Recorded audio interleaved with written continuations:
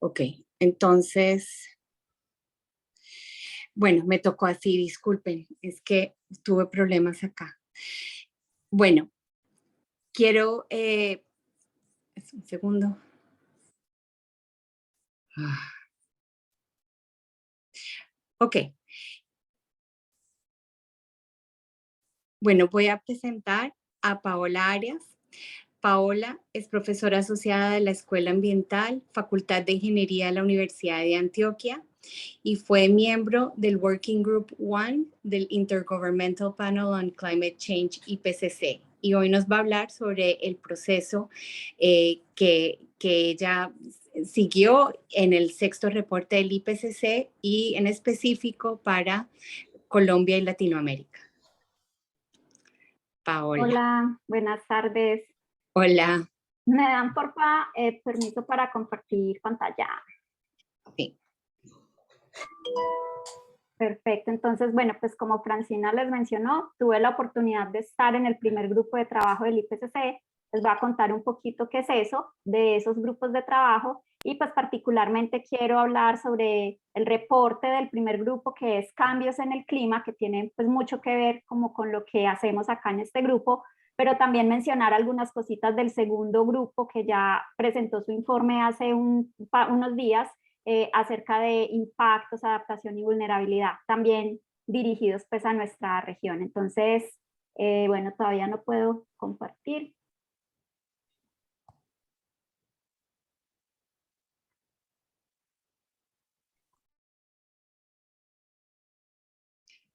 Listo, ahora ya sí está. Entonces, bueno, pues es una presentación como que resume esto que trae el primer grupo de trabajo en este sexto reporte, y pues como les mencioné, también algo de el grupo 2 que se encarga pues de estudiar los impactos, la adaptación y la vulnerabilidad al cambio climático. Entonces, este panel de cambio climático está conformado por 3 grupos. Esos 3 grupos tienen preguntas orientadoras diferentes. El primer grupo, que es en el que estuve yo y también estuvo Carlos Daniel Ruiz por Colombia, se pregunta qué está pasando en el sistema climático terrestre. O sea, que ese es el grupo que se pregunta por la base física del cambio climático. ¿Qué está pasando con las temperaturas, el nivel del mar? ¿Qué pasa con el ciclo hidrológico? ¿Qué está pasando con las concentraciones de gases de efecto invernadero? Etcétera, etcétera. Luego hay un segundo grupo que ya se pregunta cuáles son los riesgos asociados a estos cambios que se están presentando. Y ahí propiamente tenemos entonces lo que se refiere a impactos, adaptación y vulnerabilidad. Ahí tenemos entonces la convergencia de disciplinas que ya son más alrededor de las áreas sociales, de las humanidades, porque son impactos en comunidades humanas, pero también en ecosistemas. Entonces aquí las ciencias naturales tienen una importancia grande. ¿Cuál es la vulnerabilidad social, física de esos sistemas en general, de los sistemas humanos también? Y cuáles también son opciones de adaptación. Entonces, este es el reporte que nos habla de adaptación al cambio climático. Y hay un tercer grupo que se pregunta qué podemos hacer. Ese es el grupo de mitigación. En el segundo grupo no tenemos actualmente autores colombianos en este sexto ciclo de reportes. En el tercer grupo tenemos otro colombiano que es Jacobo Arango del Centro de Investigación en Agricultura Tropical. Y en ese tercer grupo ya podemos ver que convergen disciplinas, por ejemplo, desde el punto de vista de las energías, entre las ingenierías, por ejemplo, desde lo económico, desde lo político, ¿cierto? Entonces podemos ver como diferencias importantes en la orientación de cada uno de esos grupos de trabajo. Entonces, propiamente hoy les voy a mostrar a más detalle lo del primer grupo, que fue donde participé, pero también traigo algunos elementos de este segundo grupo que lanzó el reporte el lunes de la semana pasada. Entonces, estamos hablando de un sexto ciclo, de una sexta fase de reportes del panel de cambio climático. Ese sexto ciclo en realidad empezó en el año 2018 con la publicación de un reporte especial, digamos, que vivió mucha difusión, que se preguntó, pues, ¿qué puede pasar si llegamos a 1,5 grados centígrados de calentamiento con respecto a niveles preindustriales? Que ese es el límite que busca poner el Acuerdo de París. Eso se publicó en octubre de 2018 y luego en 2019 se publicaron otros 2 reportes especiales muy seguidos, uno muy importante acerca de cambio climático y usos de suelo. Entonces esas retroalimentaciones, por ejemplo, entre deforestación, desertificación, degradación de suelos y cambio climático, muy orientado también hacia el asunto de lo alimentario, ¿cierto? De la agroindustria, etcétera. Y un tercer grupo que estuvo más orientado alrededor de cómo están cambiando los océanos y la criosfera en este sistema climático que está cambiando, ¿cierto? Entonces, esos son los 3 primeros reportes especiales y luego continuó, pues ya el reporte, digamos, global, que empezó el 6 de agosto del año pasado, el 9 de agosto, perdón, se publicó oficialmente el reporte del primer grupo. En ese me voy a enfocar un poco más hoy. Pero además tenemos el segundo grupo que publicó su reporte el 28 de febrero, apenas hace unos días, y pues este ya está a punto de salir. El lunes empiezan la sesión plenaria con gobiernos, porque esos reportes, el resumen de tomadores de decisiones, se tiene que aprobar línea por línea en consenso, pues digamos, totalmente uniforme con los gobiernos, y estaría para el 4 de abril el lanzamiento de ese reporte. Y cierra todo este sexto ciclo con un reporte síntesis que se espera para septiembre de este año. Entonces ese es un sexto ciclo, el más ambicioso hasta el momento del IPCC por la cantidad de informes, y estamos hablando pues de un trabajo continuo a lo largo de aproximadamente 5 años. Entonces, como les dije, quiero hablarles muy particularmente del primer grupo de trabajo de ese reporte. Aquí les traigo solo algunos números. El IPCC lo que hace es revisar literatura publicada. O sea, el IPCC no hace investigación, no toma los datos y hace estimaciones. Lo que hace el IPCC es revisar la literatura científica publicada. Entonces, de ahí la importancia en que nosotras y nosotros como investigadores, pues lo que hacemos es publicar y que esa información esté disponible para que el IPCC pueda hacer la revisión. Entonces, estamos hablando que revisamos más de 14.000 artículos científicos, recibimos, este es un proceso totalmente iterativo, no es como que, ¡ay, qué rico escribir de este tema! No, sino tenemos un mandato desde la ONU que nos dice que tenemos estos capítulos, los títulos de los capítulos no se pueden cambiar, el contenido tampoco puede cambiar porque obedece a un mandato de la ONU, en donde los países que hacen parte de esa Convención Marco de Naciones Unidas para Cambio Climático piden qué es lo que quieren ver en los diferentes capítulos. Entonces ya tenemos unos temas, y esos temas que vamos escribiendo son revisados en 3 procesos iterativos de revisión. Recibimos más de 78.000 comentarios, o sea, imagínense, esto es un paper a la N potencia, en donde además tenemos que responder uno por uno los comentarios que hagan, y además recibimos comentarios de gobiernos, de las delegaciones de gobiernos, particularmente recibimos de 46 de los más de 190 países. ¿Cómo estuvo conformado el equipo de este primer grupo? Fuimos 234 personas de 65 países, pero solo un 28% mujeres. Existe una brecha de género aún al interior del IPCC en este primer grupo de trabajo en particular. El segundo grupo tiene como 40% mujeres, el tercero como 31%, o sea, este es el grupo que tiene menos mujeres en su, digamos, en su constitución, pero es algo que mejora, pues porque realmente el IPCC en su primer reporte en el 90 arrancó con menos de 10% de mujeres. Aquí les quiero mostrar el equipo de autoras y autores de Latinoamérica. Entonces somos Latinoamérica y el Caribe. En amarillo pueden ver las personas que fueron revisores expertos y pueden ver personas de reconocidísima trayectoria como Carolina Vera, Inés Camiloni y José Marengo.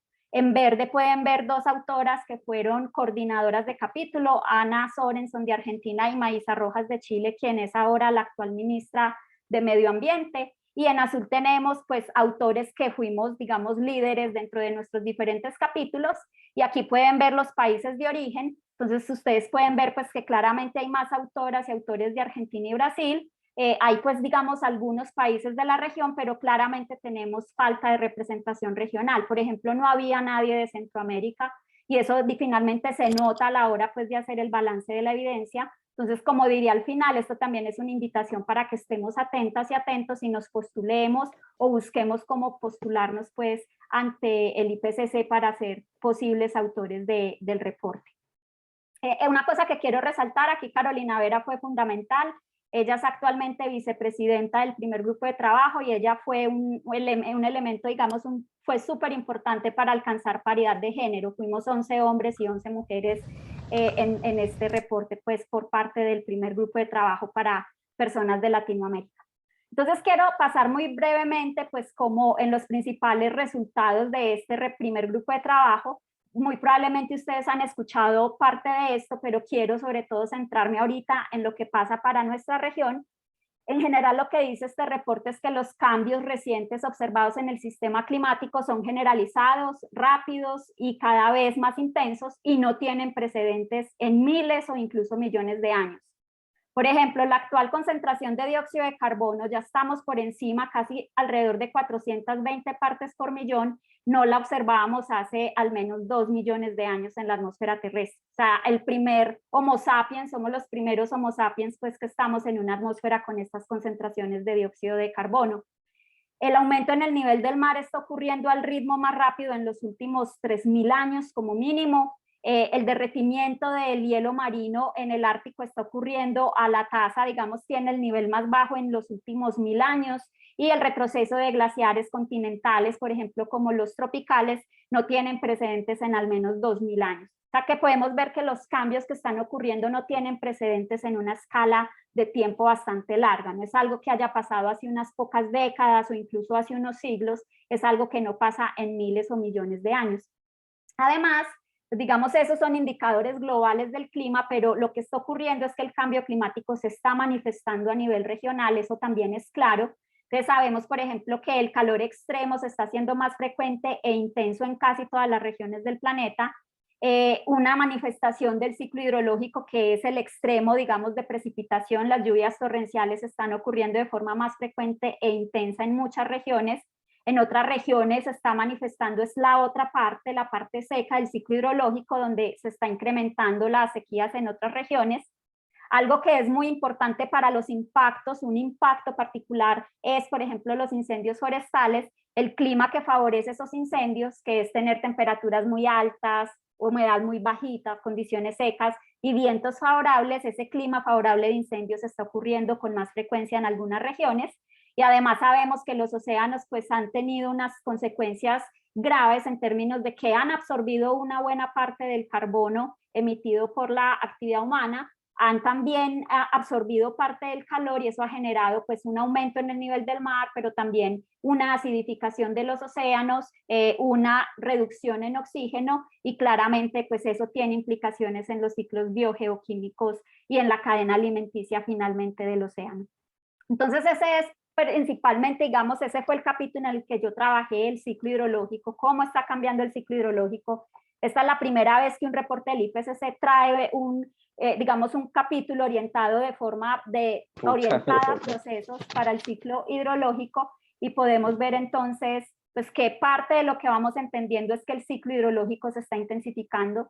Sabemos que el ciclo hidrológico pues resulta de la interacción entre diferentes componentes del sistema terrestre, y en particular el aumento de temperaturas en el planeta. Pues sabemos que por esa relación de Clausius-Clapeyron, el vapor de agua, o para que se sature la atmósfera a esa temperatura, requiere más vapor de agua. Eso es una manera también de potenciar la evaporación, porque los cuerpos de agua también están aumentando su temperatura, y esa es una manera como se intensifica también la precipitación en ciertas regiones del planeta.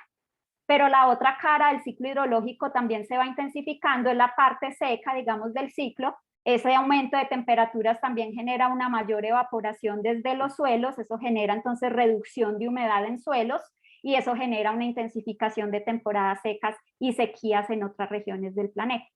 De hecho, esta figura es tomada del capítulo en el que participé. Esta es de una pregunta frecuente que es parte de los productos pues, que se hacen en el IPCC, y muestra como cuáles son las regiones susceptibles de más sequías, de mayor ocurrencia de sequías a lo largo de este siglo XXI, y pueden ver que prácticamente pues toda Latinoamérica está con esas condiciones, excepto esta región que es del sureste de Sudamérica, en donde por el contrario se ha identificado un aumento en la precipitación de la región asociado a un incremento en la intensidad de los eventos extremos, particularmente acá.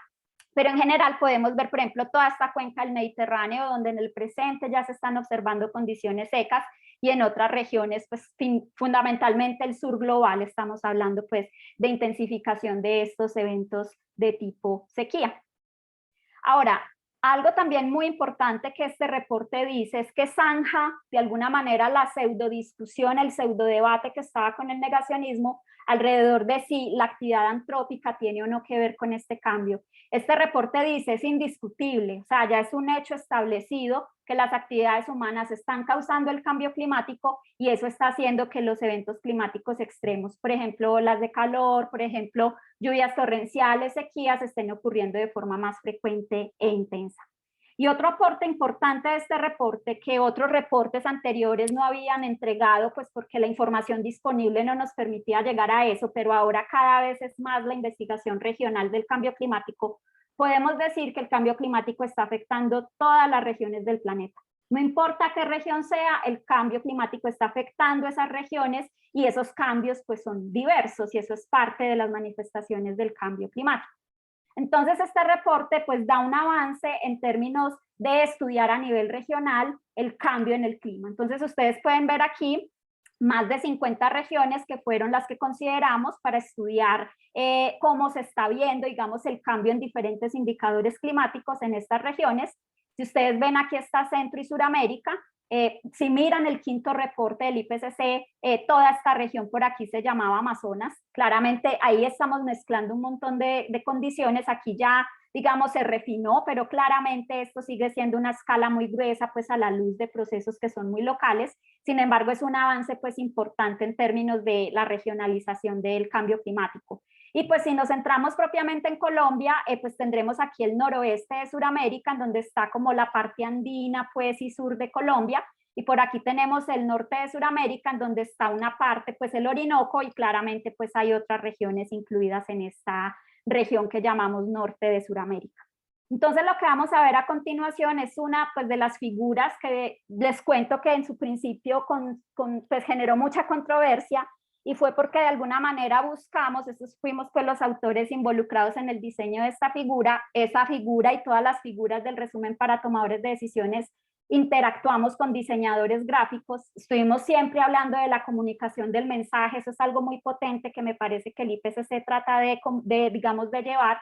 Entonces lo que hicimos fue, las regiones continentales que ustedes ven que tienen formas y tamaños diferentes, las llevamos a hexágonos de igual tamaño, tratando de asemejar pues esa visión, digamos, colonial pues de la geografía, pues digamos que lo que queríamos decir es no importa el tamaño de la región, no importa si es grande o pequeña o la forma, todas las regiones continentales están experimentando cambios en el clima. Y entonces esto pues al principio fue debatido porque claramente había visiones que consideraban que debíamos mostrar un mapa así, pero finalmente pues el resultado final fue bien recibido pues en términos de esta figura, y esta es la figura de los hexágonos que está en la figura 3 del resumen para tomadores de decisiones, en donde lo que quisimos mostrar es que el cambio climático está aumentando la frecuencia e intensidad de algunos eventos extremos. Mostramos en la figura solo 3 tipos de eventos extremos: temperaturas pues o eventos cálidos, llamémoslo así, eventos de precipitación extrema y sequías agrícolas y ecológicas que están asociadas a déficit de humedad de suelo. Entonces ustedes aquí ven digamos las iniciales de la región, o sea que estas dos pues son las regiones particularmente para Colombia, y estos hexágonos rojos lo que nos están mostrando es que tenemos confianza media o alta en que hemos observado un incremento en los extremos cálidos desde 1950 hasta el presente. Y si ustedes ven unas bolitas rellenitas, eso significa el nivel de confianza en que eso se debe a la actividad humana. O sea que ustedes pueden ver que, por ejemplo, para nuestra región o una parte donde hay gran parte de Colombia, tenemos confianza alta en que ese incremento en los eventos cálidos se debe a la actividad humana. Y así vemos en casi todas partes al menos confianza media. O sea, sabemos muy bien que los eventos extremos de temperatura están aumentando en las regiones continentales, casi todas como estamos viendo en este mapa. Pero cuando nos vamos a extremos de precipitación, que es parte, digamos, del objeto de estudio de muchas de las personas que están acá, alrededor, por ejemplo, de los sistemas convectivos, de los distintos tipos de tormentas, resulta que no tenemos esa misma confianza como para el caso de la temperatura. Ustedes en verde están viendo las regiones, aquí muestro el sureste de Sudamérica, donde no veíamos, digamos, mayor probabilidad de sequías, es regiones en donde tenemos confianza media o alta en que esos extremos de precipitación están aumentando. Y si ustedes ven, el resto de Sudamérica está en gris. ¿Qué significa gris? Que tenemos evidencia o datos limitados. ¿A qué se debe eso? que no hay suficientes datos, esto es a partir de información diaria. Nuevamente, recuerden, el IPCC revisa literatura, o sea que no hay suficiente literatura publicada en revistas científicas para poder hacer un análisis de la evidencia con el nivel de robustez pues, que busca el IPCC, y eso en parte se debe pues, a que no hay suficientes datos, a que no hay inversión suficiente para investigación. O sea, que hay una lectura, digamos, que el IPCC no hace porque el primer grupo de trabajo pues, se basa en lo físico, pero aquí podemos ver pues, que prácticamente está el sur global con esos hexágonos grises, y no porque no esté cambiando la precipitación extrema, sino porque requerimos más investigación en estos temas, particularmente alrededor de los eventos extremos, y eso es parte en lo que un grupo como estos puede contribuir para que en el AR7, en el AR7 tengamos estos hexagonitos con color.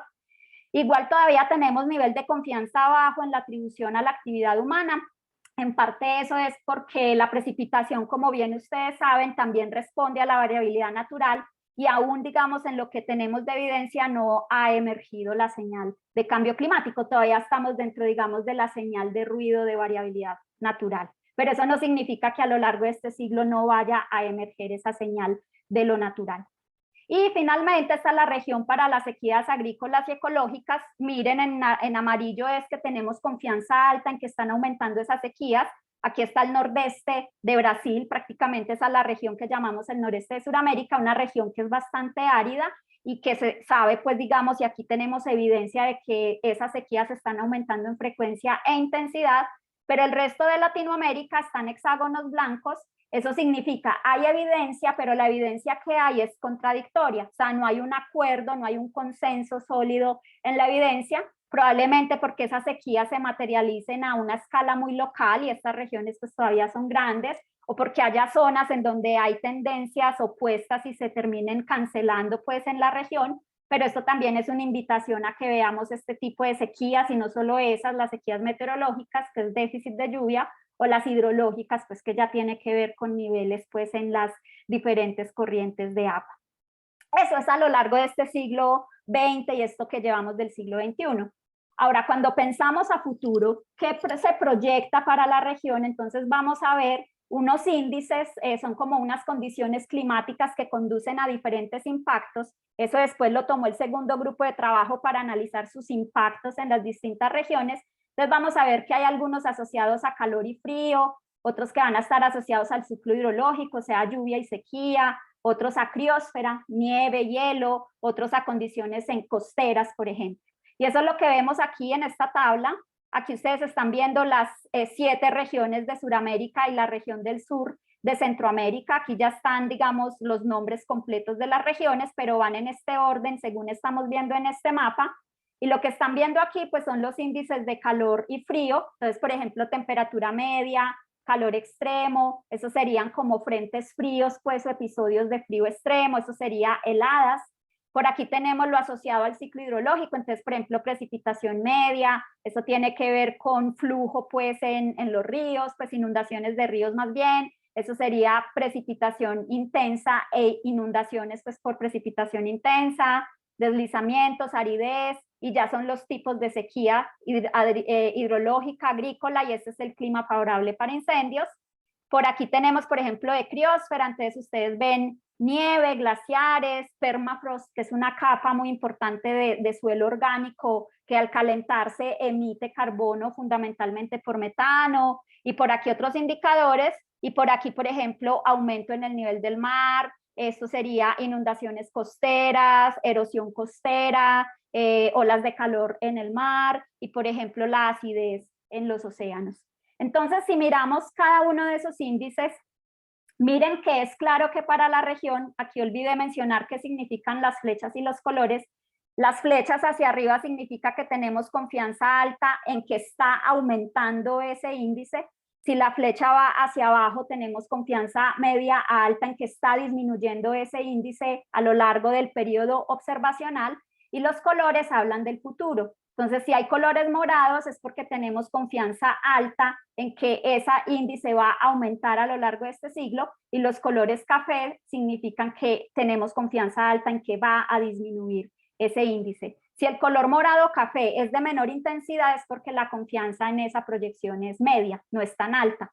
Entonces vean que tenemos desde la observación hasta la proyección confianza muy alta en que los extremos de calor, los máximos de calor están aumentando y los de frío están disminuyendo, ¿cierto? Algo que digamos es consistente con el calentamiento del sistema. Miren, por ejemplo, lo referente a criósfera. Las únicas regiones que tienen criósfera dominante son estas 3 regiones que corresponden a los Andes, y ustedes pueden ver que se proyectan disminuciones en esa cobertura y también en ese permafrost, sobre todo aquí en la región más del sur de los Andes. Y cuando vemos lo referente a los océanos, miren que en todas las regiones, la única que no tiene es esta región no tiene océanos alrededor, es la región como del núcleo del monzón de Sudamérica. De resto, en las regiones que sí están rodeadas por océanos, vemos que hay un aumento observado en el nivel del mar, aumento también en las olas de calor marinas y en la acidificación, y que a futuro, además de esas características, también se espera aumento de erosión costera, aumento de inundaciones costeras en la región. Ya cuando vamos al ciclo hidrológico, la señal es mucho más, digamos, mixta, compleja. Podemos ver unas señales aquí muy claras. Miren, por ejemplo, esta región del sureste de Sudamérica, en donde observamos en el presente, a lo largo de las últimas décadas, aumento en la precipitación media y en la precipitación intensa, que es pues de lo que les hablé ahorita. Esta es la región en la que veíamos el hexágono verde. Si yo me voy a esta región, que es el noreste de Sudamérica, vemos una disminución en la precipitación media y un aumento en las sequías agrícolas y ecológicas, que es lo que habíamos visto hace un momento en el mapa de hexágonos. Cuando voy a futuro me doy cuenta de un dipolo, un cambio en forma de dipolo, aumentos proyectados en esta región donde en el presente está aumentando, pero también aumentos en los eventos de, digamos, la precipitación media, en este caso para la región donde está una buena parte de Colombia, la región andina y Caribe.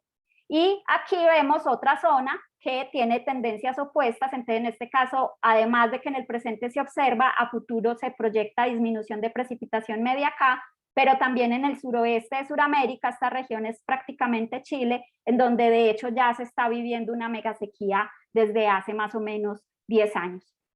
Y cuando miramos estos índices que son más asociados a condiciones de aridez y de sequía y también de clima de incendios, observen cómo las proyecciones muestran confianza media o alta según la región, pero prácticamente pues en toda la región tenemos proyecciones de aumento de aridez y aumento de sequías agrícolas y ecológicas, además de un aumento del clima favorable para incendios, por ejemplo, como está pasando en la región del Amazonas. Esta que estoy señalando aquí es esa región, digamos, dominante pues del Amazonas, pues más profundo, llamemos así, en territorio pues brasilero. Estos resultados todos se pueden ver en una de las grandes, me parece, contribuciones de este reporte, que es un atlas interactivo. Creo que vale la pena después tener, de hecho, con Lincoln Alves, que fue uno de los autores del atlas y que desarrolló esta herramienta, vamos a tener un taller para manejo de este atlas interactivo, que es una herramienta pues para nosotras y nosotros como investigadores, pero también, por ejemplo, en educación, en efectos de toma de decisiones. Entonces de esto pues estaremos hablando más adelante, les estaré contando porque estamos programando la actividad pues de, digamos, de demostración de este atlas interactivo para Centro y Suramérica. Y para ir cerrando lo que dice este reporte es claro, no hay vuelta atrás en algunos de los cambios del sistema climático. O sea, el nivel del mar va a seguir aumentando y va a seguir aumentando por siglos. El derretimiento de glaciares también va a continuar a lo largo de décadas. Sin embargo, hay algunos de esos cambios que sí son reversibles, por ejemplo, cambios en el ciclo hidrológico, por ejemplo, cambios en temperaturas pueden ser reversibles o aminorarse en la medida en la que reduzcamos las emisiones de gases de efecto invernadero. O sea, es un hecho que necesitamos reducir emisiones de gases de efecto invernadero, necesitamos reducciones sostenidas, rápidas. O sea, no es un hecho, pues no es como que lo hacemos por 2 años y ya, esto tiene que permanecer a lo largo de años, tienen que ser inmediatas y sostenidas si realmente no queremos sobrepasar 1,5 grados centígrados, que es el umbral del Acuerdo de París, porque este reporte nos muestra que a esa temperatura, a ese umbral vamos a llegar a lo largo de las 2 próximas décadas. Y pues claramente en la medida en la que tengamos, digamos, una menor reducción, eso va a implicar cambios a futuro mucho mayores en el clima y esos cambios conducen a impactos. Y eso es lo que quiero mostrar ya para cerrar, solo una partecita de lo que nos dice el segundo grupo de trabajo, En este no tuvimos colombianos. Eso, digamos, es algo que me asombra porque en Colombia, por ejemplo, empezando por Benjamín y muchas otras personas que trabajan directamente más hacia esta parte de los impactos, de los ecosistemas, etcétera. Nuevamente, eso es parte de lo que, digamos, para el séptimo reporte tendremos que estar atentos. No hay autores colombianos en este reporte, pero aún así, pues claramente hay información importante para nuestra región. Yo, por ejemplo, fui revisora, no fui autora, pero fui revisora y pues dentro de lo que yo conozco traté de apoyar, pero ahí es donde se vuelve importante que también ustedes sean revisores, porque conocemos, porque sabemos de literatura y estas revisiones son abiertas al público, o sea que esto es algo que es abierto, no se hace pues como a puerta cerrada y sale mágicamente un reporte, sino que es un trabajo arduo de 3 años con revisores externos. Entonces, por ejemplo, este reporte trae esta figurita, que es una figurita de resumen de los impactos observados y proyectados en Centro y Suramérica. Y aquí ven las mismas regiones que les mostré ahorita. Estas son las mismas regiones que utilizamos en el primer grupo de trabajo para analizar cambios en el clima y luego se vieron esas regiones en términos de impactos, vulnerabilidad. Aquí me centro en las 2 regiones nuestras, esta que es como casi todo el centro, norte de Colombia, aquí ya está más el oriente de Colombia. Entonces lo que ustedes están viendo digamos, en los círculos moraditos es referente a lo que se ha observado en las últimas décadas y lo que ven en amarillo ya es lo que se proyecta a lo largo de este siglo XXI. Entonces, por ejemplo, ustedes pueden ver afectaciones a ecosistemas terrestres y sus servicios ecosistémicos. Esto es, por ejemplo, ecosistemas oceánicos y costeros. Esto es con respecto a la disponibilidad de agua. Esto es, por ejemplo, respecto a la disponibilidad de alimentos, ciudades e infraestructura, salud. Esto sería afectación a poblaciones en pobreza. Y eso es, por ejemplo, migración. La migración humana es algo que ya se está identificando en nuestra región. Conflicto, eso está asociado también como afectaciones en términos de territorios indígenas y territorios ancestrales. Entonces ustedes pueden ver que en la medida en la que ese círculo sea mayor es porque tenemos un mayor impacto. Miren que todos estos sistemas están siendo impactados y tenemos una confianza media a alta en que eso es pues algo que está ocurriendo y a futuro seguimos viendo incluso aumenta el impacto o aumenta la confianza en que ese impacto se va a seguir presentando a lo largo de ese siglo, sobre todo para esta región más andina del caso de Colombia, también incluye pues la zona de los Andes ecuatorianos y para la región del norte de Sudamérica vemos sobre todo afectaciones a ecosistemas terrestres, por aquí vemos afectaciones a ciudades e infraestructura y por ejemplo aquí vemos afectaciones en salud humana fundamentalmente.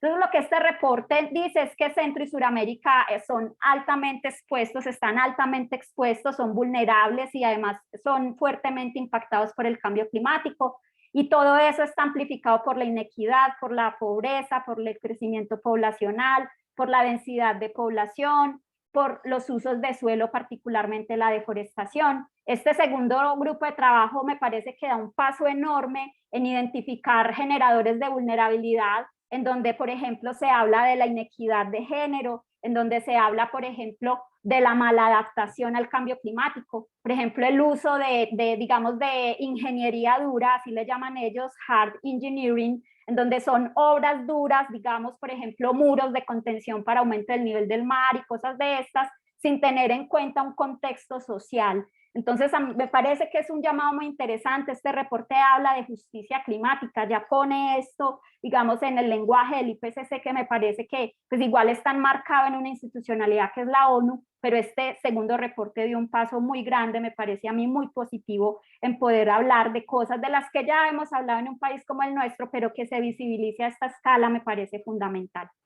Entonces, bueno, eso era como lo que les quería contar. Quería solamente cerrar como con algunas cosas que me quedan de mi, digamos, de mi paso pues por el IPCC hasta este momento.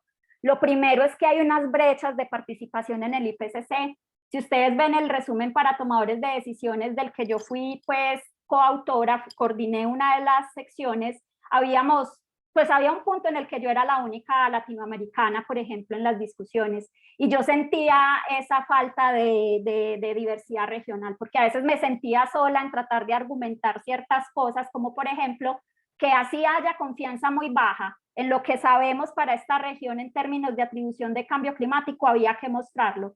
Si no, esas regiones ni siquiera las hubiésemos mostrado. Entonces toca a veces ponerse también como en ese lugar, que fue parte de lo que hice, pero si hubiésemos tenido más autoras y autores de la región, hubiese sido de pronto algo más fácil de desarrollar.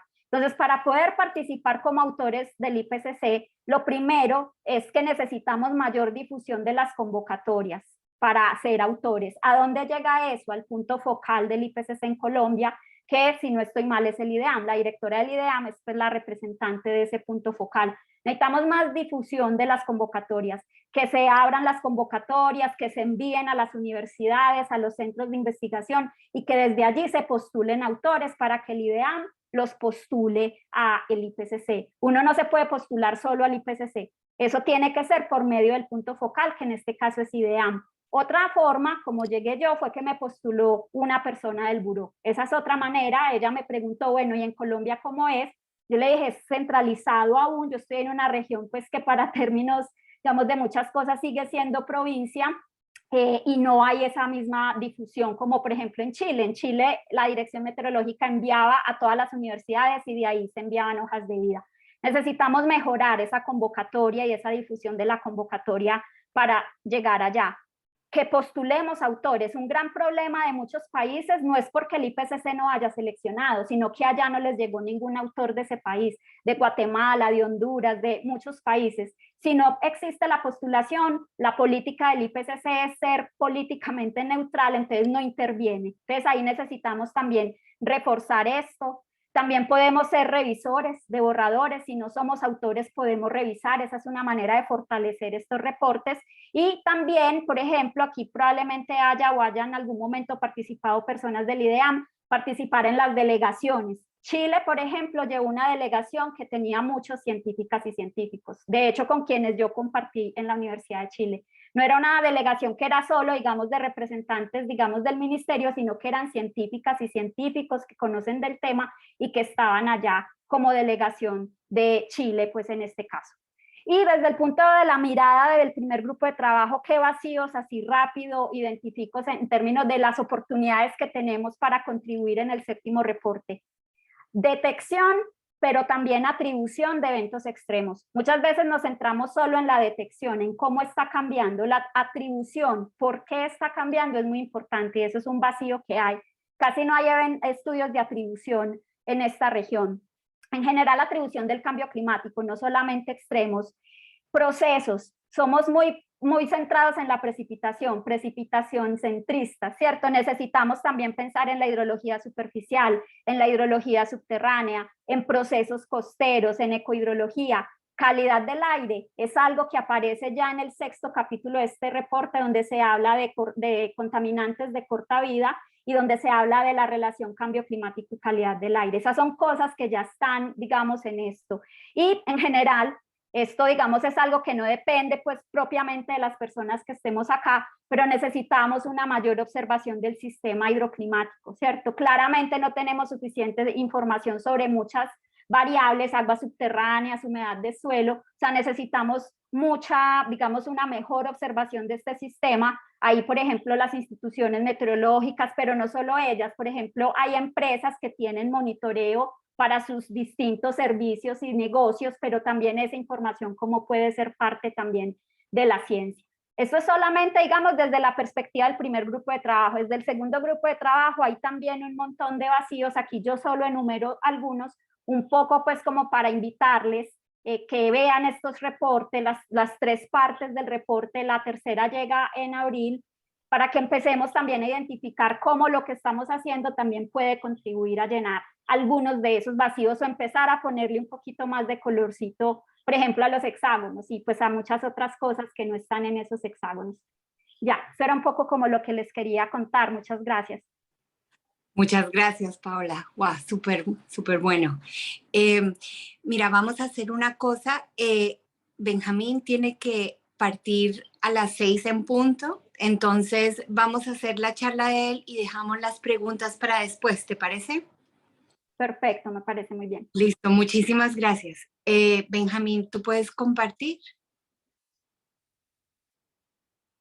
Sí, voy a intentar. Sí, Listo. Take it away. Listo. Bueno, entonces me presento porque pues soy un poco nuevo en este grupo que me parece extremadamente interesante. Entonces, por favor, déjenme al tanto de todas las actividades. Entonces, soy Benjamín Quesada, soy profesor de la Universidad del Rosario. Estoy a cargo del nuevo pregrado que tenemos en Ciencias del Sistema Tierra. También tengo a cargo un grupo de investigación que se llama Interacciones Clima-Ecosistemas y bueno, hice todos mis estudios en Francia, que soy francés, hasta el doctorado en climatología sobre extremos de calor, extremos de frío en Europa y sus mecanismos. Y luego, después de un postdoc en Alemania, pues me fui a Colombia hace 3 años y pico, que llegué a Colombia a interesarme también a problemáticas colombianas. Pero antes, pues yo trabajaba sobre todo con modelos climáticos y a nivel regional europeo, pero también a nivel global. Más y más en los últimos años estoy enfocando a temas de Colombia a través de los proyectos que logramos. Entonces, pues voy a presentar una parte de las investigaciones que hemos desarrollado, en particular en Colombia. Todo tiene que ver alrededor de los bosques, o sea, mi tema de predilección, digamos, es todo lo que tiene que ver con deforestación. De hecho, pues si no tengo tiempo, a mí me parece un poco preocupante que en este Summary for Policymakers del último reporte IPCC no aparezca ni land cover change ni deforestación. Y pues no he buscado, pero una pregunta que tenía para Paola más adelante era saber qué dice el próximo reporte, este reporte sobre los impactos de la deforestación. Bueno, el plan que les propongo hoy es los cambios de vegetación en los modelos, los impactos de los bosques sobre el clima a nivel macro y más a nivel local. Entonces estaré hablando de temas en Colombia. Listo. Bueno, empezaría por los discursos que vemos hoy en día, en particular pues, del secretario de Naciones Unidas, Antonio Gutiérrez, con esta portada del Times que da miedo, pero que desafortunadamente ilustra para mí bastante bien los impactos que podríamos tener. Y bueno, saqué unas frases de los discursos del secretario y entonces está avanzando cosas que ha dicho Paola, entonces no voy a volver sobre esto, pero señalé en negrilla unas cifras, unos conceptos, unas cuantificaciones, por ejemplo, los millones de personas afectadas en las zonas costeras por culpa de las inundaciones debido al cambio climático, unas islas que desaparecerían y pues como les digo a los estudiantes, todo esto necesita de modelos y en particular de modelos climáticos para realizar estas afirmaciones, ¿no? Entonces yo trabajo con estos modelos climáticos, en particular modelos del sistema Tierra, como se llaman hoy en día, que son básicamente modelos globales de clima que tienen el ciclo de carbono y otros ciclos biogeoquímicos interactivos. Pero en los años 60 pues teníamos solamente los dos compartimentos, océano-atmósfera, y paré de contar.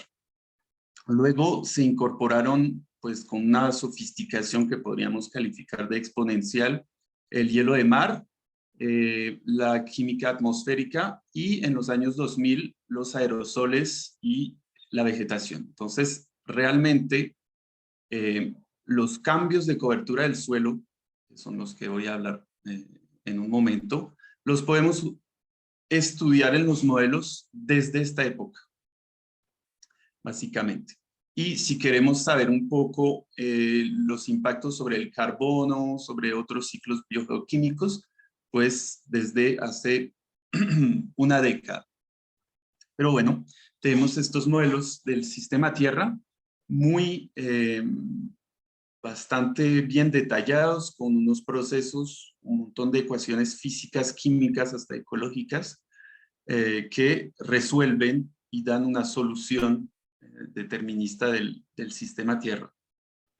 Bueno, entonces les voy a hablar de los efectos sobre el clima de cambio de cobertura del suelo, que llamé aquí para esta presentación CCS, en inglés pues Land Cover Changes. Los que vemos siempre en la prensa tienen que ver con los efectos biogeoquímicos, ¿no? Estamos hablando de la deforestación y sus impactos sobre el CO2 en la atmósfera, ¿no? Y digamos que es bastante, casi que evidente, cuando quemamos árboles, pues las moléculas de CO2 van directamente a la atmósfera, o si se deja la madera en un momento de su ciclo de vida, pues va descomponiéndose y entonces emitiendo también gases de efecto invernadero a la atmósfera. Sí, entonces más deforestación, más CO2, más calentamiento global. Sin embargo, no es tan fácil, porque están los efectos biofísicos, de los cuales hablamos menos, pero que sí tienen un impacto. Y aquí no se trata de una alteración de química atmosférica, de CO2, sino que de alteración de características físicas de la superficie terrestre. Entonces, por ejemplo, cambios en el albedo, en la rugosidad, en la eficacia que tiene la evapotranspiración y estas cosas. Todo esto afecta fuertemente el balance de energía a la superficie y pues tiene impactos, como lo vamos a ver, a veces tan importantes como los biogeoquímicos. Entonces, yo pues hice todas mis investigaciones casi sobre la deforestación después de el IPCC 2013, entonces el AR5, y esta figura causó mucha ebullición, por decirlo así, o revuelto, en la comunidad científica especializada en este tema. Y aquí lo que vemos son 6 modelos, ¿okay?, que realizaron un cambio de cultivos y pastizales en varias partes del mundo. Y esto de manera bastante realista, obviamente en el mundo del modelo, ¿sí? Entonces los escenarios de cambios pues no daban lugar al mismo cambio de kilómetros cuadrados de cultivos y demás. Sin embargo, la idea era ver qué impacto sobre el clima tiene una deforestación realista, un cambio de cobertura del suelo a nivel global en estos 6 modelos. ¿Vale? Entonces vemos una deforestación tropical, claramente, que pues se asemeja a los patrones que tenemos hoy en día. En las latitudes medias tenemos hasta tendencias de reforestación. Bueno, aquí vemos el impacto que tiene sobre la temperatura según el autor, los autores de esta figura. ¿Vale? Entonces, cuando es gris significa que no es significativo, según el test de significatividad que tiene. Y pues, ¿qué podemos deducir? Nada. O sea, literal, está todo gris, hay cositas que parecen artefactos en el océano sur, pero ya está. Entonces, 2 cosas, o los modelos IPCC, según esta figura, son completamente incapaces de simular el impacto de la deforestación, o no hay impacto sobre la temperatura. Sobre todo, este reporte le faltaba la evaluación regional y más allá de la temperatura global que podíamos decir, por ejemplo, sobre el ciclo hidrológico, los extremos y todo el resto. Entonces, básicamente orienté todas mis investigaciones hacia detallar más este tipo de cosas. Y es lo que voy a mostrar ahora.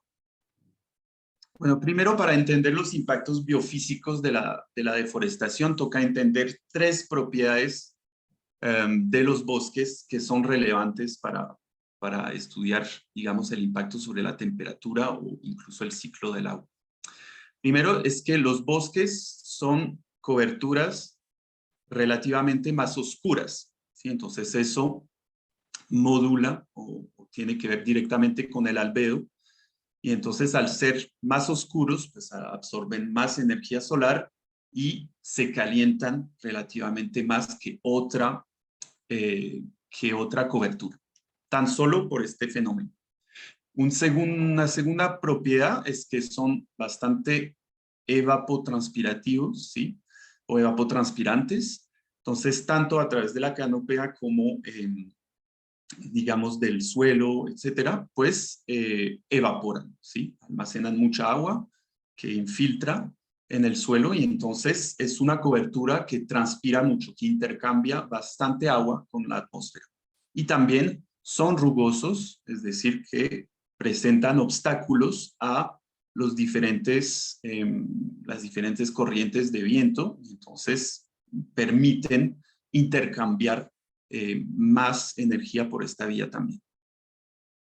Ok, entonces aquí hacemos o se hizo una simulación tan solo con los efectos biofísicos, es decir, que en el modelo, que es el modelo francés del IPSL, se cortaron todos los árboles, básicamente.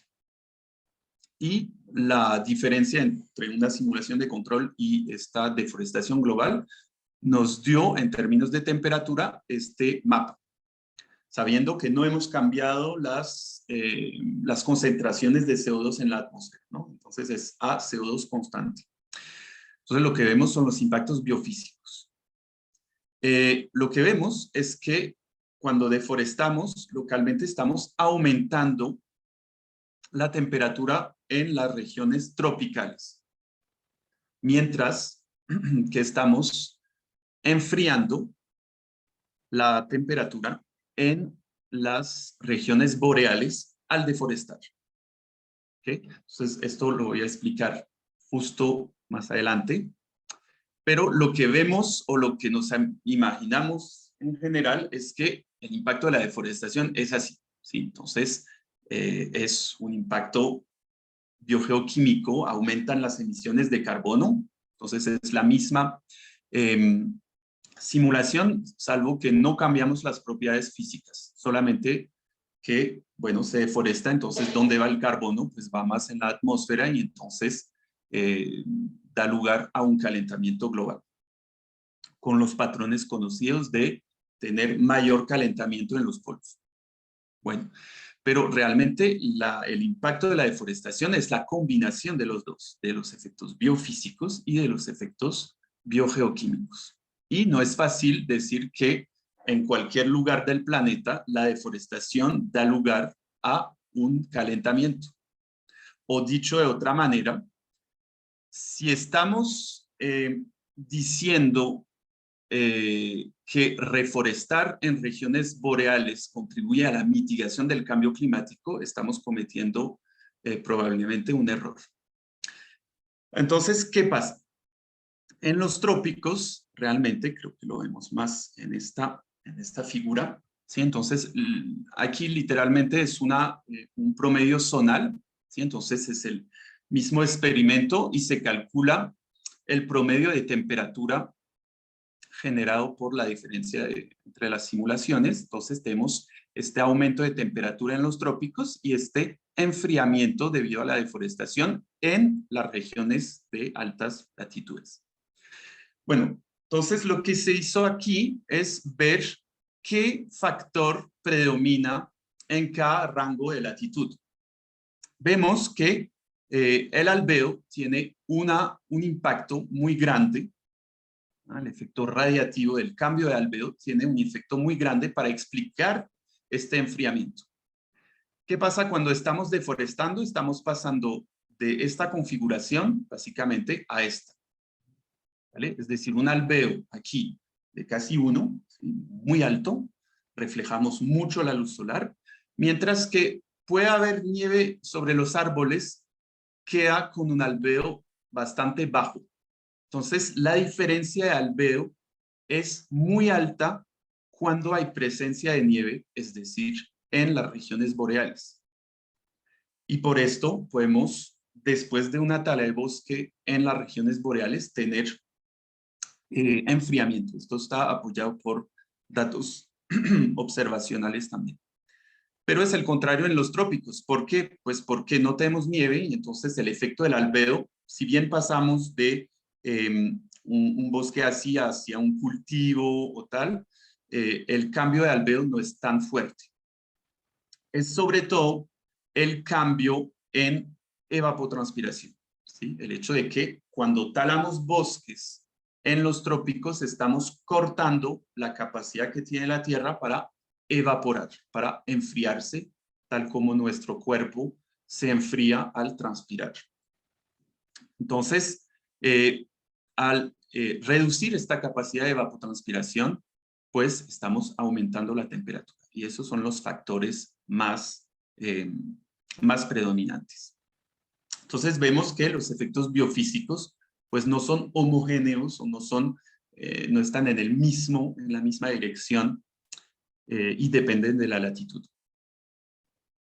Bueno, yo participé como coautor a este reporte especial del IPCC en 2019 en la sección 2. Entonces, esta figura es la adaptada de la figura 2.17 que hicimos para este reporte.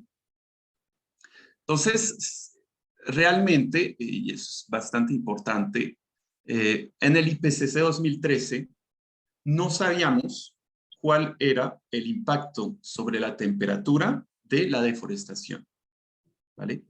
No lograban decir si la deforestación histórica tuvo un impacto sobre la temperatura global.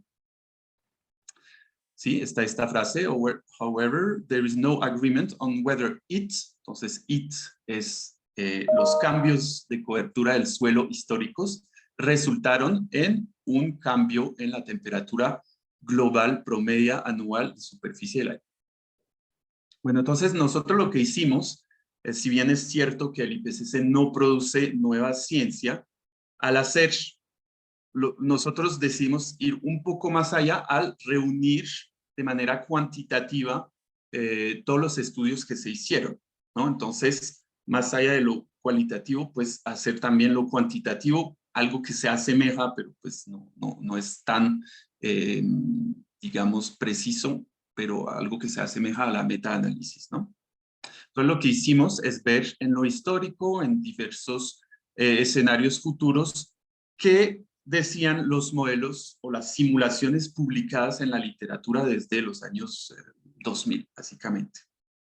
Entonces, efectivamente, los efectos biogeoquímicos de los cambios de cobertura del suelo históricos dan algo positivo, ¿no? Un calentamiento por el aumento de CO2 debido a la tala de bosque. Y los efectos biofísicos ven que hay una incertidumbre bastante grande, pero en promedio tenemos, o sea, nos da a pensar que en magnitud están inferiores a los efectos biogeoquímicos. Sin embargo, les aseguro que hay muy pocos estudios de modelación global que toman en cuenta las dos combinadas, ¿no?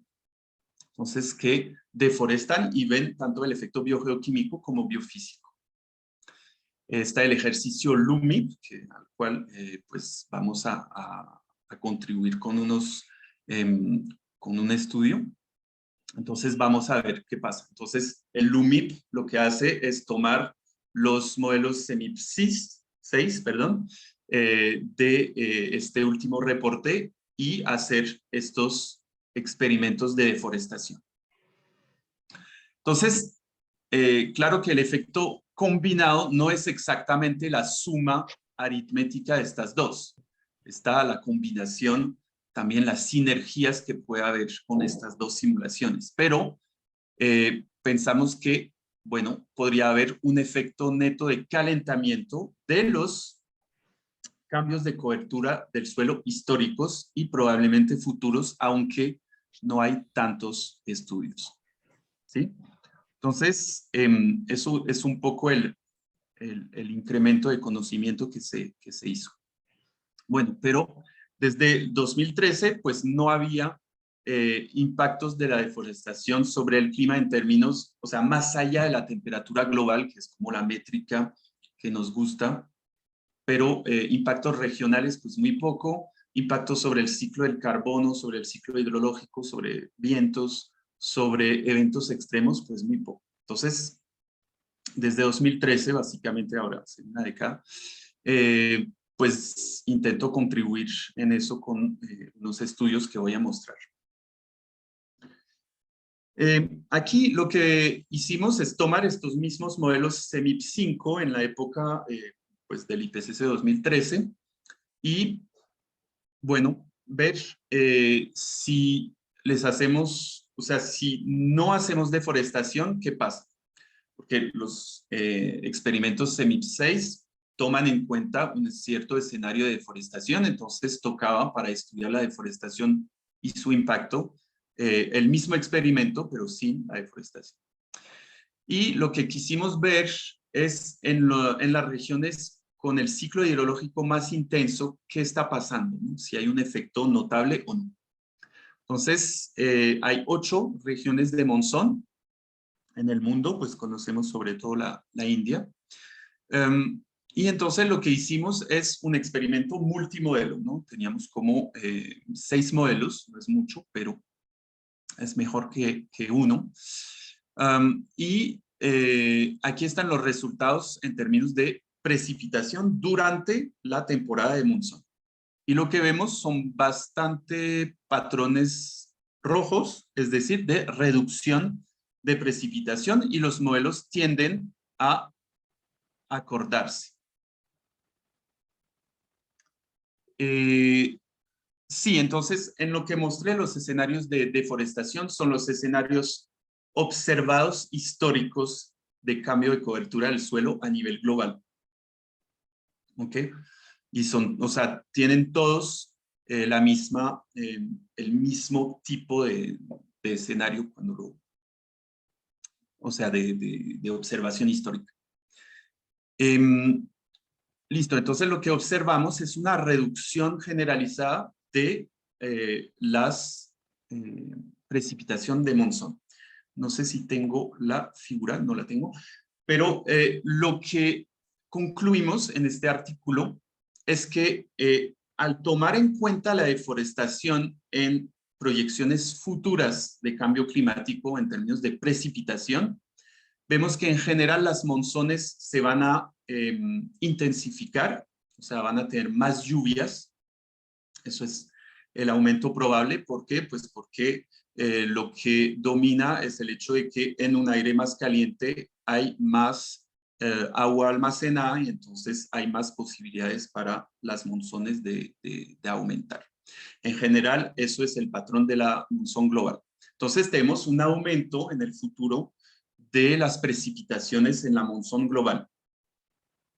Pero al tomar en cuenta la deforestación, se reduce de 30%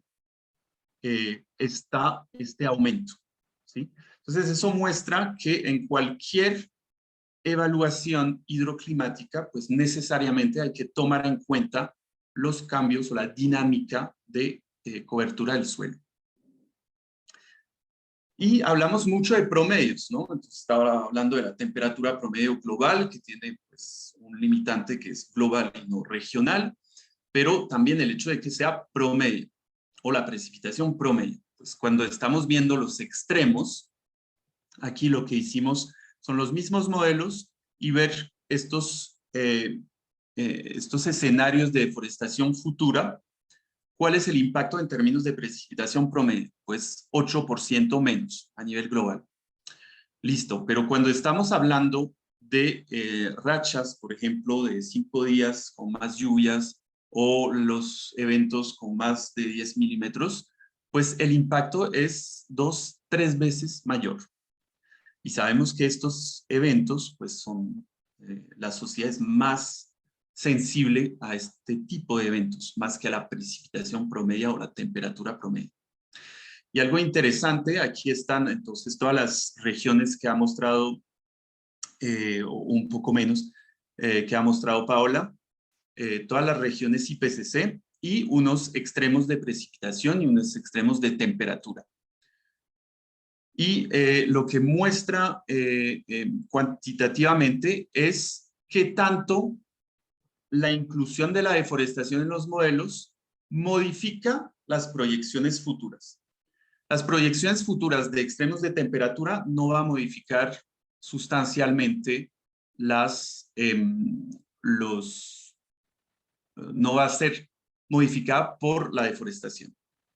Pero los extremos de precipitación a nivel regional van a ser muy impactados, ¿no? Lo vemos con la diferencia de tono aquí, llegamos hasta 70% en ciertas regiones de África, ¿sí? La inclusión de la deforestación cambia de 70% las proyecciones futuras de extremos de precipitación. ¿Sí? Entonces es bastante clave esto.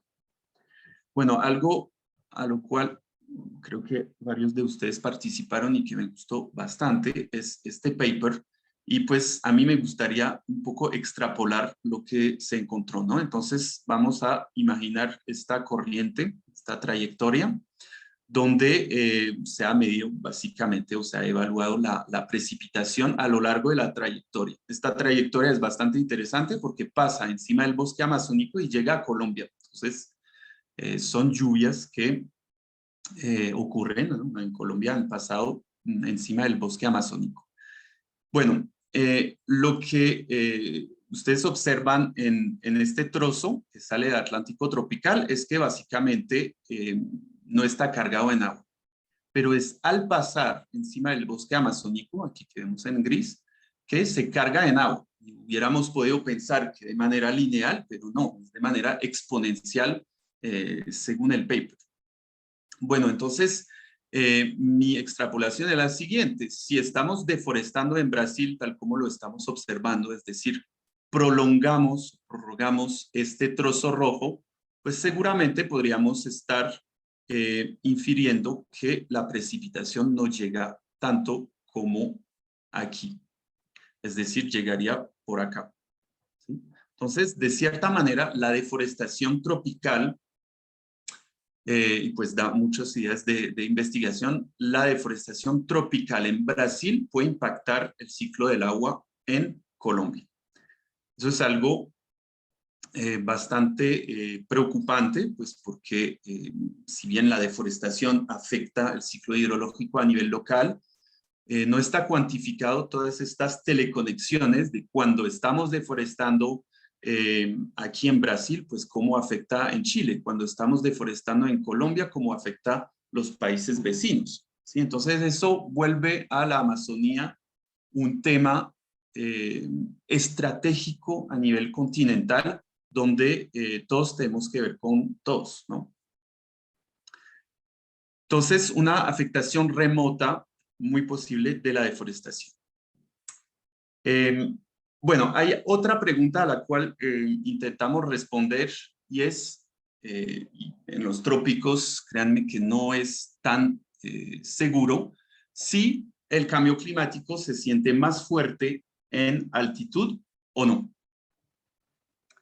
Es decir, si aumenta más rápido los grados centígrados a 5.000 metros que a 0 metros. Bueno, esta compilación de resultados muestra que en general sí, pero no siempre, ¿sí? Puede haber unas reducciones. Y en los trópicos, pues lo sabemos todavía menos porque la red de observación no está o muy bien homogeneizada o suficiente fuerte, o sea, con muchas estaciones.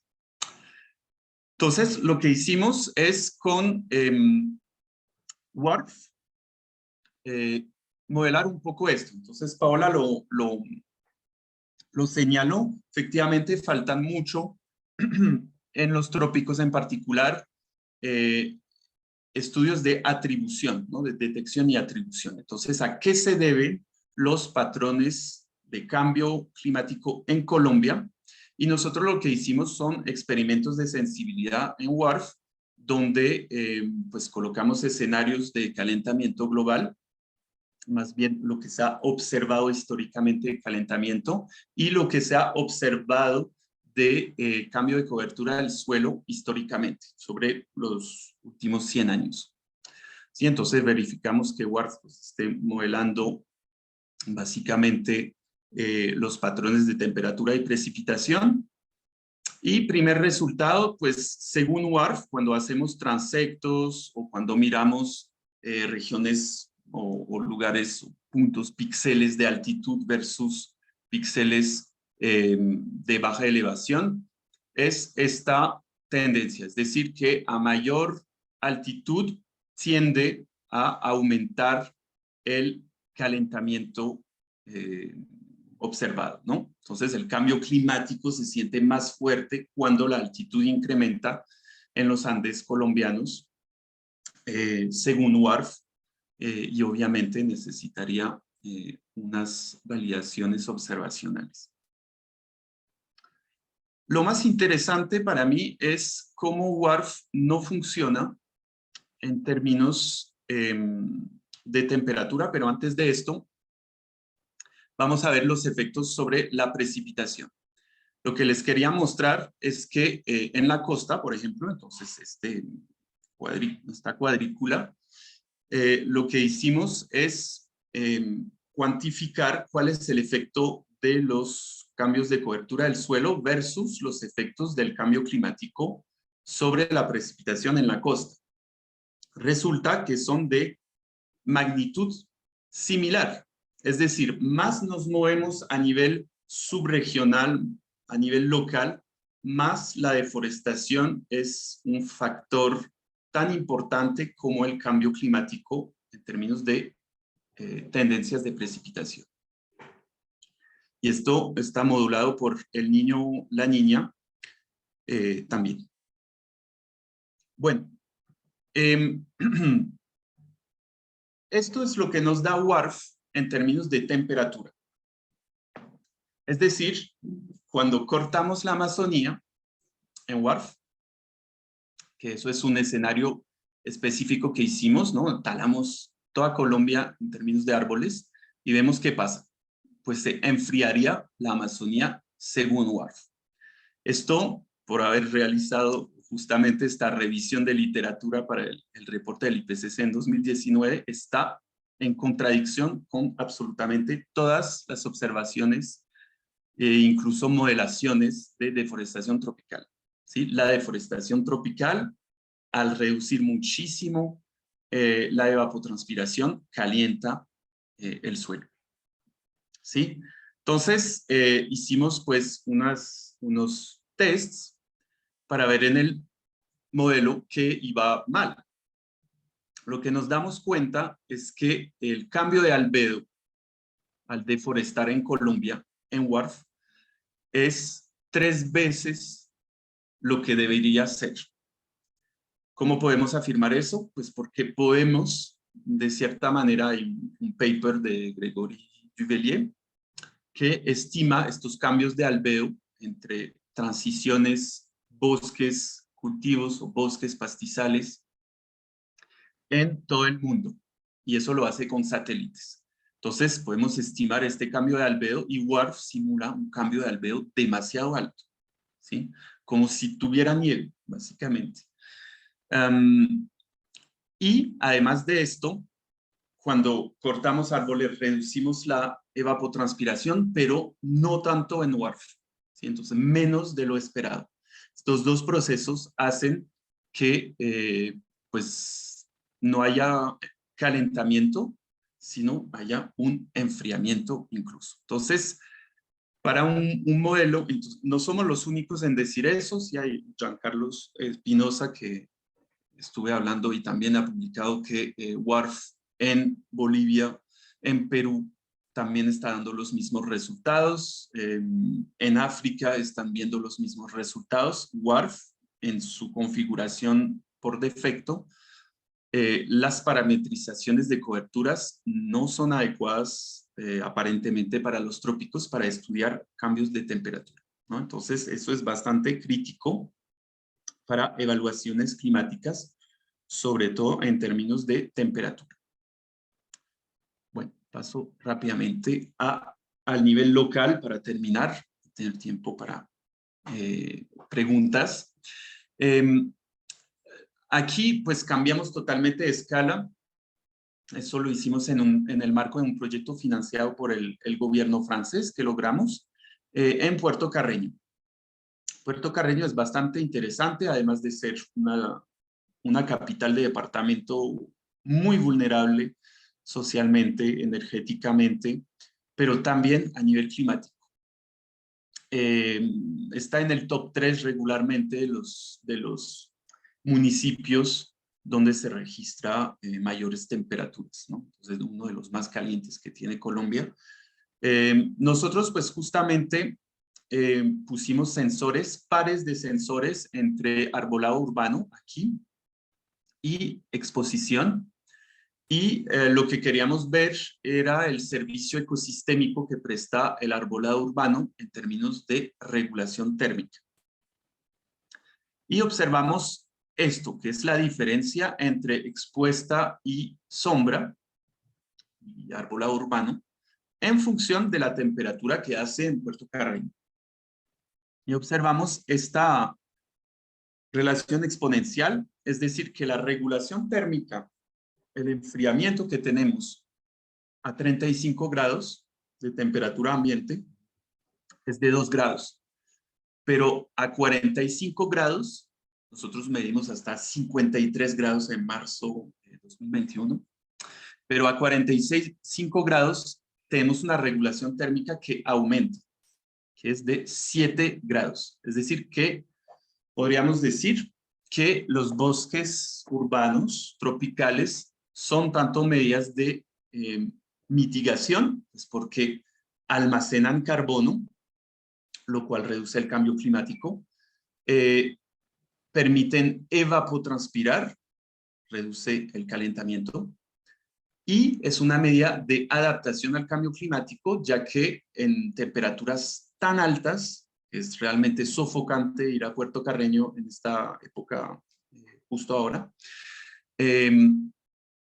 Pues es una medida de adaptación porque enfría el cuerpo humano cuando tenemos mayores temperaturas, ¿sí? Entonces, al tener un cambio climático, pues los bosques son todavía más efectivos a reducir la temperatura. Listo. Termino con un estudio que me parece bastante interesante prender alguna alarma. Bueno, esto de deforestación, ustedes ya saben que Colombia tiene 50% de bosques en su continente todavía. Sin embargo, pues el problema de la deforestación es candente en Colombia. Y digo candente porque aquí lo que vemos es la cantidad de fuegos que se prendieron en 2020. No podría pensar que en Colombia, pues cuando hay cuarentena global, bueno, nacional, se reduzcan los incendios. Pues no, justamente se aumentaron y aumentaron de 50% con respecto al promedio de la década previa. Y eso interesantemente lo atribuyen a actividades de Clan del Golfo, disidencias de las FARC, que fueron bastante responsables de estas quemas, de este aumento histórico de quemas. Bueno, entonces el IDEAM está a cargo del monitoreo de la deforestación en Colombia, pero pues nos llamó mucho la atención de que sobre la minería no había mucho. Decían lo que reportaba la minería. Bueno, entonces nosotros pues nos pusimos a mirar, a cruzar simplemente el catastro minero colombiano, que es bastante difícil de obtener los datos, versus esta información a alta resolución de bosque no bosque con píxeles de 30 metros. Entonces lo que obtenemos, la ventaja con la minería ilegal, es que tenemos polígonos bien localizados, sabemos exactamente dónde tiene lugar, la minería ilegal no tanto. Entonces, entre 2001 y 2018, aquí tenemos en azul los polígonos mineros de una región, creo que está en Remedios, está en Antioquia, ¿no? ¿Cierto? No me equivoco. Bueno, entonces, lo que observamos en rojo son los parches deforestados después de 18 años. ¿Sí? ¿Entiende? El micrófono abierto.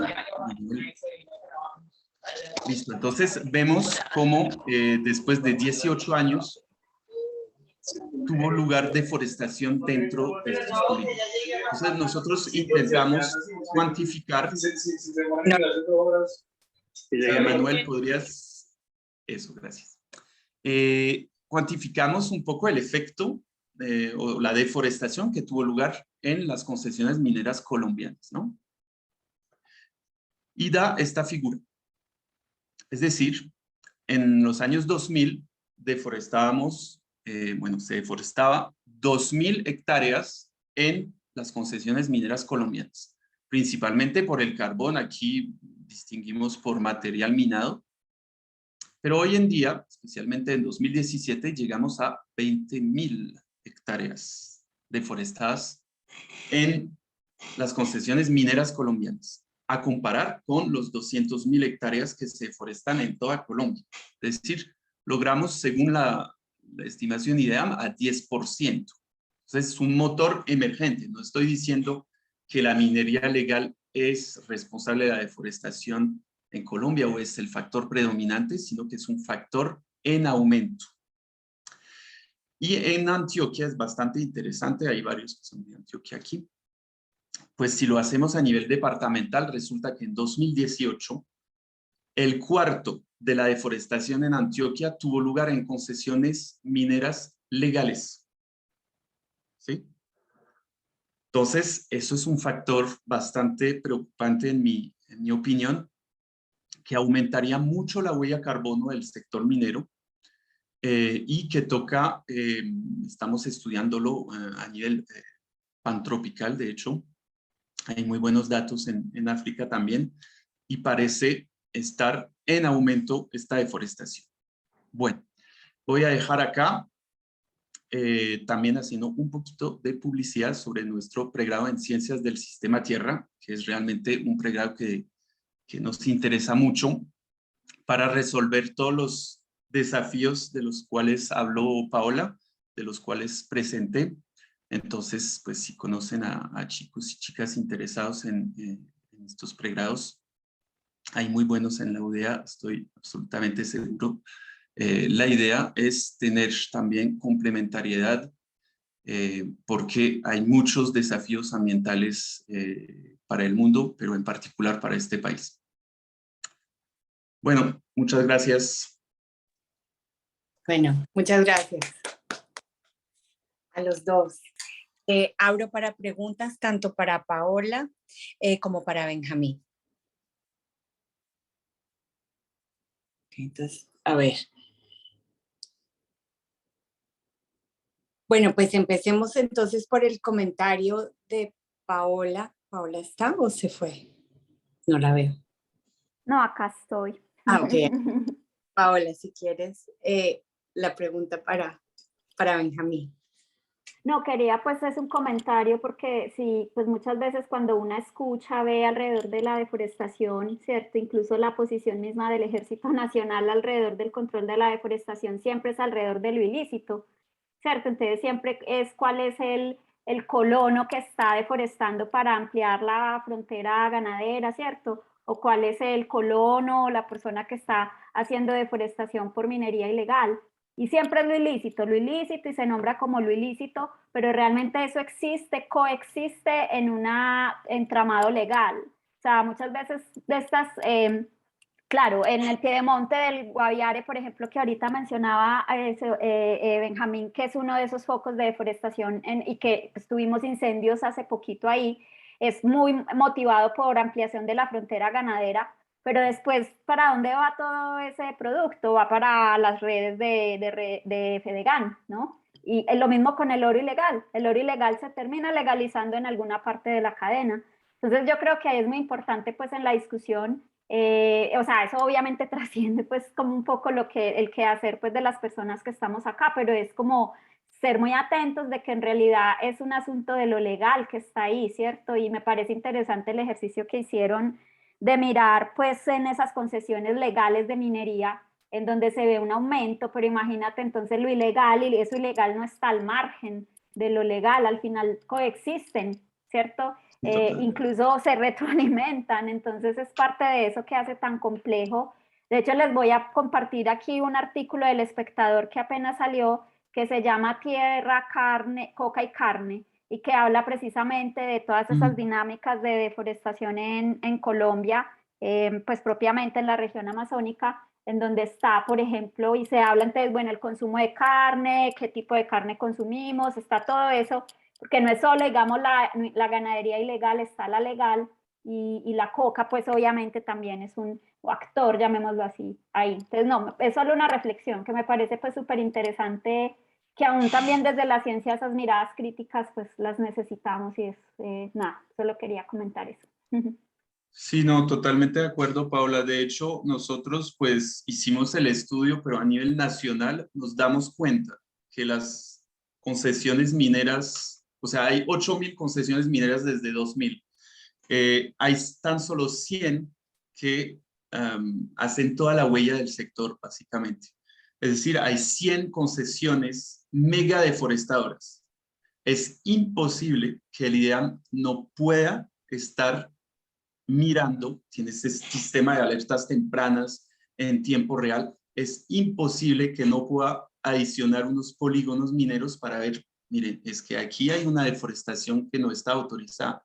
Nosotros hicimos derechos de petición a la ANLA, al Ministerio de Ambiente, para el artículo, para ver si había proyectos de aprovechamiento forestal, a ver si por lo menos es legal, ¿sí? Aunque detrás del aprovechamiento forestal sabemos que hay deforestación, claramente, pero no, es decir, en muchos casos dentro de estas concesiones legales, lo que hay es un patrón de ilegalidad, no sabemos dónde va la madera, se puede estar vendiendo ilegalmente, pero vemos estos parches, o sea, ¿dónde van? ¿Por qué una concesión minera necesita de estas 100, cada una deforesta más de 400 hectáreas en su concesión, es decir, más de 500 canchas de fútbol? Le preguntamos al abogado de la asociación de la Agencia Nacional Minera, nos dijo, no entiendo, no es necesario. Una industria minera necesita 1% del polígono. Entonces, ¿qué están haciendo? ¿Están aprovechando el polígono para cortar árboles, venderlo? Eso es algo que nos falta y donde necesitamos también interdisciplinariedad, porque pues nosotros no estamos tan expertos en esto. Pero lo que sabemos es que casi siempre los testimonios van en el sentido de que incluso las mineras legales tienen que ver directamente con el conflicto. O dejan pasar grupos armados o les dan plata para seguridad, ¿sí? Entonces, hay tráfico de madera ilegal que estamos suponiendo de alto monto, realmente de alta cantidad. Entonces, y en el Guaviare, para acabar, yo estuve en el Guaviare con una delegación del Rosario justamente, y entonces nos decían cómo, o sea, tienen esta concepción y pues claro, el campesino de a pie pues no tiene la culpa y le hacen deforestar media hectárea con una motosierra por 50,000, o sea, es literalmente abrumador. Pero son mafias acaparadoras de tierras. Eso es lo que está pasando en la Amazonía, es land grabbing, es decir, cortan árboles, incluso piensan que es mejoras, ¿no? Tumbar bosque es hacer mejoras, porque así puedes construir tu vivienda o, bueno, poner tu cerca. Y lo que hacen es poner cerca, ponen algunas cabezas de ganado, que incluso se puede ver por satélite, pero esperan a que se titule la tierra. Y ahí está el gran problema, donde el marco legal, su aplicabilidad es nula, o muy poquita, vamos a decir, y entonces se legaliza un proceso totalmente ilegal, ¿sí? Entonces ahí está el entrelazado que estabas mencionando también. Muy complejo. Bueno, Néstor, ok, Néstor, no sé si quieras hacer la pregunta, Néstor, o la leo yo. Bueno, la leo yo. Gracias por la presentación. Gracias. Ah, dale, Néstor. No, tranquila, Francina. Si quieres, sí, Ok. puedes leerla. Gracias.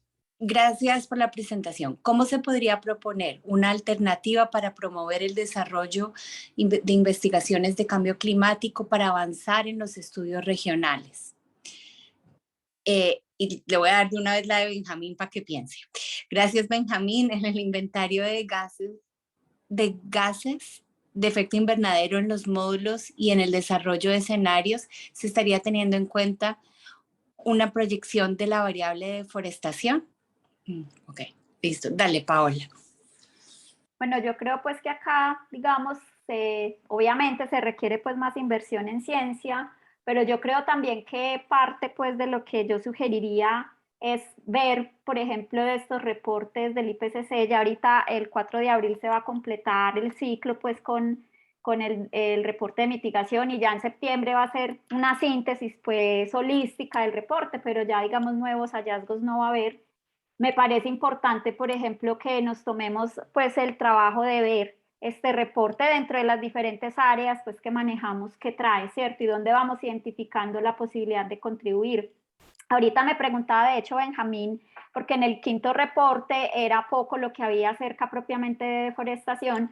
Ya en el reporte especial de Land Use, en el que él fue revisor, pues ahí obviamente ese fue un foco importante, y este sexto reporte del segundo grupo de trabajo habla sobre deforestación. Es más, habla acerca de cómo la deforestación aumenta la vulnerabilidad, habla acerca también incluso de lo ilícito, ¿cierto? Entonces este es un reporte que ya trae más elaboración alrededor pues de la deforestación, y en parte es porque el reporte especial de Land Use pues dejó un piso importante en ese análisis. Entonces sí hay, este reporte sí habla concretamente, por ejemplo, cómo la deforestación afecta la biodiversidad en algunas regiones, particularmente para Centro y Suramérica, pues también un poco sobre ello.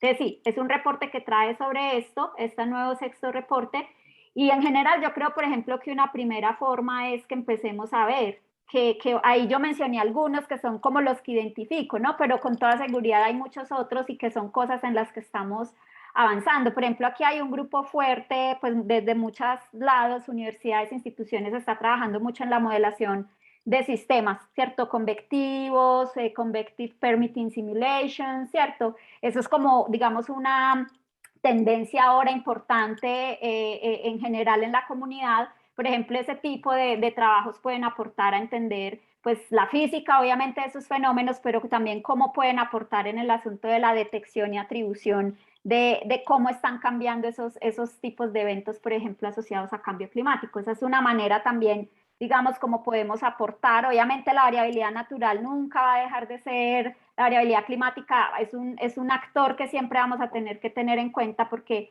el hecho de que el cambio climático actual sea antrópico no significa que no hay variabilidad natural que interfiera para fortalecer o para atenuar el cambio climático. Pero entonces, por ejemplo, ¿cómo podemos establecer dentro de las mismas cosas que ya estamos haciendo, para las que tenemos financiación, cómo podemos, por ejemplo, identificar aspectos en los que podamos avanzar y aportar en un séptimo reporte, y no solo por el reporte per se, sino para entender pues qué es lo que está pasando en esta región? Creo que este reporte, vamos a ver el de mitigación que trae, ese no lo he mirado, nunca lo revisé, pero me parece pues que ahí también podemos ver, porque ahí con la mitigación sí que hay greenwashing en términos de las técnicas que se ponen, que son súper tecnocráticas, ¿cierto?, para la mitigación de cambio climático. Entonces yo creo que ahí también hay que poner una vista crítica desde la academia, ¿cierto? Y me parece pues que es una manera también de contribuir. Sí. Algo para complementar, si me permites, sobre las investigaciones y también sobre la pregunta del proxy y la deforestación. Bueno, pues súper bien que este nuevo reporte tenga los impactos de la deforestación. Desafortunadamente no lo leí, el grupo 2. Listo, para investigación sobre el cambio climático, pues un poco en el sentido de lo que decía Paola, nosotros necesitamos, creo, en Colombia estar mucho más presentes en los reportes internacionales. Entonces, este grupo pues, puede servir claramente para hacer un foco de revisores para los próximos reportes IPCC, pero también reportes del IPBES, reportes sobre biodiversidad, servicios ecosistémicos. Muy pocos tienen climatólogos. Yo intervine en estos. Es otra comunidad, ¿no? Entonces, todo el aporte de climatólogos puede ser muy bueno. Entonces, de pronto, pues sí, ahí nos faltaría lobbying con el IDEAM o tal. A mí también me postuló alguien de Francia para el reporte de 2019. Lastimosamente, sí, no recibí bueno, tampoco tenía mucho tiempo para hacerlo y vi Paola, entonces dije, bueno, estará muy bien representado el país, entonces, pero es muy bueno aparecer en estos reportes, estar en las conferencias internacionales mostrando que Colombia es un país donde se pueden estudiar todas las vulnerabilidades, ¿no? Porque pues es un hotspot de biodiversidad, es un hotspot climático, es un hotspot de lluvia, es un hotspot de vulnerabilidad social. Sí, entonces presentar un poco el país también, bueno, pues yo lo hago también como un terreno de estudio para también traer cooperación internacional. Eso era mi punto, ¿no? Yo le apunto mucho a la cooperación internacional, ver con redes en Europa, en Estados Unidos, porque muchos de aquí pues, pasamos por estos países, incluir estudios sobre Colombia, estudios tropicales, eso es muy importante, ¿no? Entonces, estar presentes también en estos proyectos Horizon de la Comisión Europea. Obvio, es mejor tener un consorcio o alguien conocido, pero en general no lo tenemos, entonces podemos proponer ser partner, ¿sí? Entonces, cada universidad puede proponerse como partner en la página de la Comisión Europea. Va en Funding and Tenders de Horizon Europe, elige su convocatoria y se presenta como partner. Y varias veces a mí me contactaron pues porque necesitan un partner latinoamericano, y entonces eso puede ser bueno para representar a Colombia. Y finalmente, para lo de deforestación, pues el problema que yo veo en Colombia es que el inventario de gases de efecto invernadero no lo tenemos cada año. No lo tenemos cada año tan detallado como la tercera comunicación nacional del IDEAM, si mal no estoy. Es decir, no tenemos cada sector cada año, ¿sí? El último que tenemos hace ya 5 o 7 años. Entonces eso falta. Claro que está la deforestación, los cambios de cobertura del suelo, solamente en términos de aporte al CO2, ¿no? Obviamente no los impactos, faltaría un estudio de revisión de todo lo que la deforestación está causando, que es un problema multidimensional en términos de plagas, en términos de más olas de calor, más sequías, en términos de más sedimentación a los ríos, a las centrales hidroeléctricas. Si vemos todos estos costos, ¿sí? Si hay un buen economista que se ponga a mirar todos estos costos, o sea, no podríamos cortar ni desde el punto de vista económico un árbol, literal, sobre todo en Colombia. Sí. Bueno, ok, creo que esas fueron las dos de Néstor. ¿Alguien más? Paola, tienes. Solo quería hacer como una observación que me parece interesante de lo que habla Benjamín, por ejemplo, alrededor de la cooperación internacional.